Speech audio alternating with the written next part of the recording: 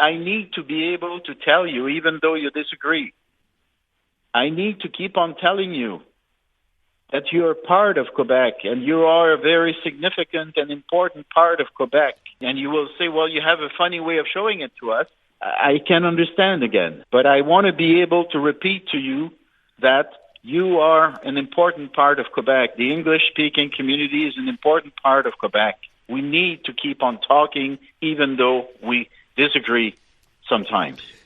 Talk is cheap, as they say, but that was Bernard Drinville trying to make the point that he thinks, Jim, we're all, of course, Quebecers here. I know you didn't hear the interview. We're going to replay it back after 5:30 for people who did not hear it, but I'm not sure that a lot came out of that that's any different from what most of us would have expected. If you thought he was going to be a bit of a softer touch, I don't think that's the case. Well, I've already said, Aaron, that you and I and a lot of our listeners have heard this song before from various other singers. Oh yes, we love you. You're part of Quebec. Blah blah blah blah blah. But I got to tell you, and nothing personal here, Aaron, but when I was listening, even to the clips that I heard on the news, I didn't get the impression I was listening to a guy who was too worried whether or not his interview on CJAD went well. I think I got the impression, here's a guy, les Anglais, okay, I'll talk to him, I'll give him whatever. The idea that someone as well briefed as Bernard Drinville can turn around, and when you ask, well, what about Bill 21? And his reply is like, come on. It's how can you be so out to lunch? The fact is, he knows perfectly well that there is a fundamental difference between the perception of rights between Anglophone Quebecers who believe in individual rights and more specifically supporters of the CAQ who believe that majority rules and the majority is us and you'll do what we say.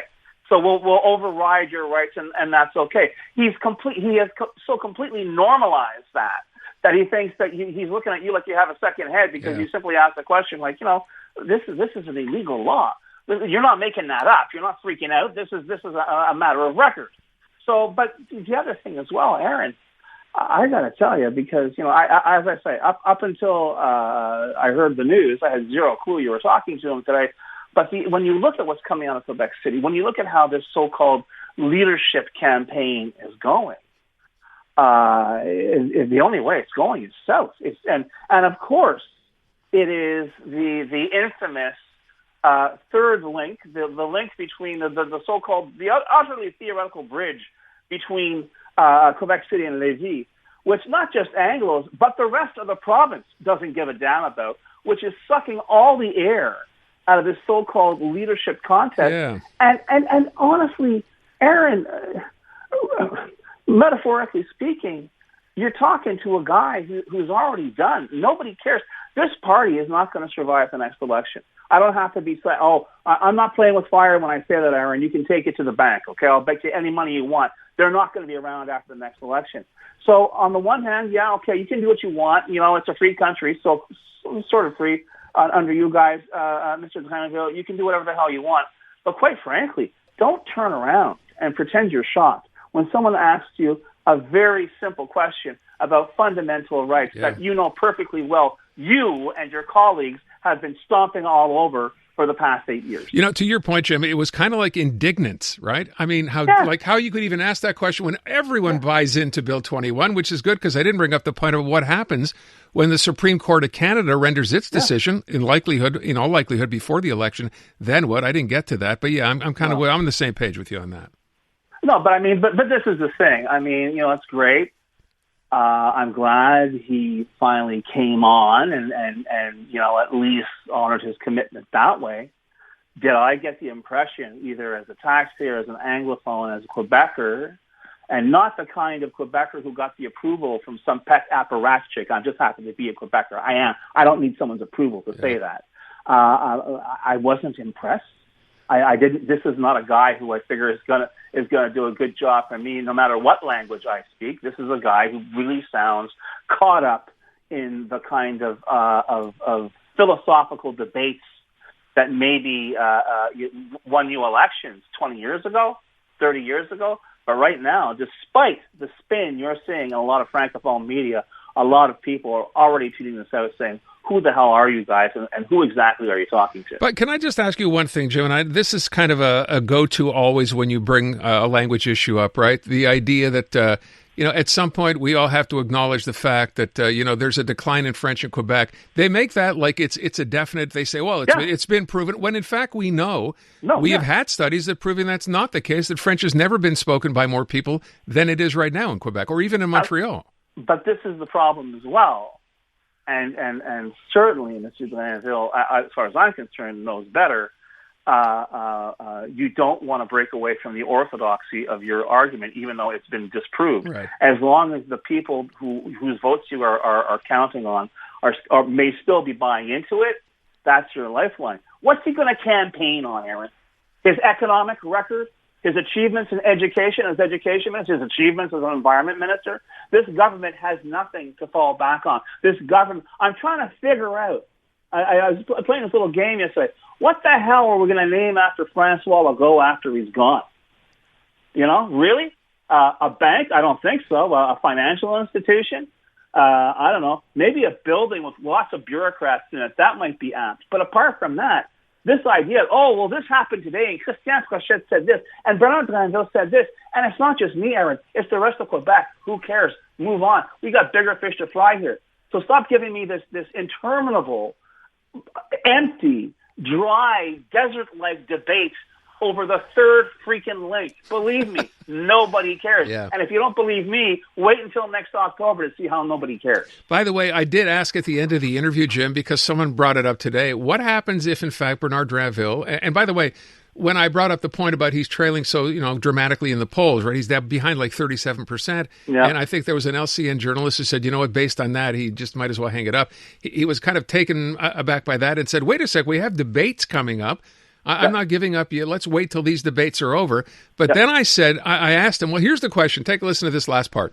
What's next for Bernard Dranville? Do you come back and sit again? Do you run for office? What do you do? That's the intention, yes. You will come back? You will run as a CAQ member? That's the intention, yes. Okay, you keep saying that's the intention as opposed to what? Okay, just plain yes. Yes. He's not going anywhere. He's coming back to run as a CAQist if he loses, Jim. Unless he changes his mind. Unless he changes his mind. I swear to God, Aaron, I thought for a second there Brian was just rolling the clip again when he said the answer in exactly the same intonation, which is why I get this impression. Is there was a certain, how can I put it?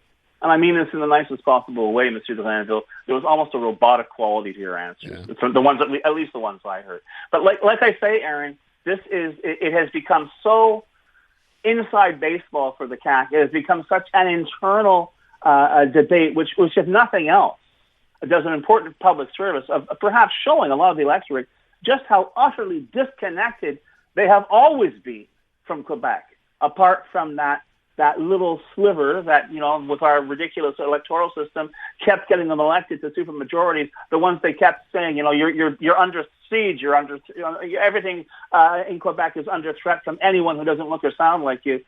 I like to think, and I don't think I'm being idealistic here, I like to think that particular line of BS has run its course, and that we'll see it over and done with in October. But in the meantime, we get to hear these rather, how can I put it, almost aloof answers from the likes of Bernard Dranville. And for all I know, to be fair, perhaps Madame Frochette as well. Is she going to come on the show?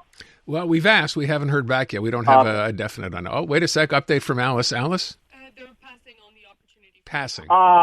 There you go. Yeah. So much. There you go. Well, at least you can say that, you can say, hey, Bernard came on. Yeah. But like I say, it was almost like, I don't know. Maybe she's waiting for the debate. If it doesn't go well, she'll come on. Yeah. All right. Listen, the other thing, just really quick, I don't know if you heard, we had it on our news, Valerie Plante cashing a nice check to walk away, huh? You can freak out, but you have to understand, this happens everywhere. Yeah. Hey, it's every bit possible that we're going to be stuck for an extra few months with Francois Legault sitting as a backbench MP, because if he leaves before April, he doesn't get his $300,000 rehabilitation fee, like I say, it's like you can see them at the end of their terms. I don't know how to do anything except be mayor. I don't know how to do anything except be the premier of Quebec. All and right, like I all say, right. and it's not exactly you did a great job with that either. So But I understand your angst. the part that got me was not so much that part. It's the part that everybody else in that administration, when they tallied everything up, I think Jason said they're getting over $6 million in bonuses and payments and whatever else. I'm like, wow, really? Yeah. But that's what it is. For I guess, a job well done. Yes, a job done, period. Yeah. James Mennie at the Montreal Gazette. Jim, thank you. You have a good weekend. I'm Dylan Playfair. And I'm Tyler Smith. We're putting loneliness in the penalty box by talking to some of our favorite athletes about the importance of friendship. This is Bromance. Bromance is brought to you by Charm Diamond Centers, proudly Canadian-owned and operated. Charm has been part of your love stories and bromances for over 50 years. And you can find Bromance on the iHeartRadio network or wherever you get your podcasts.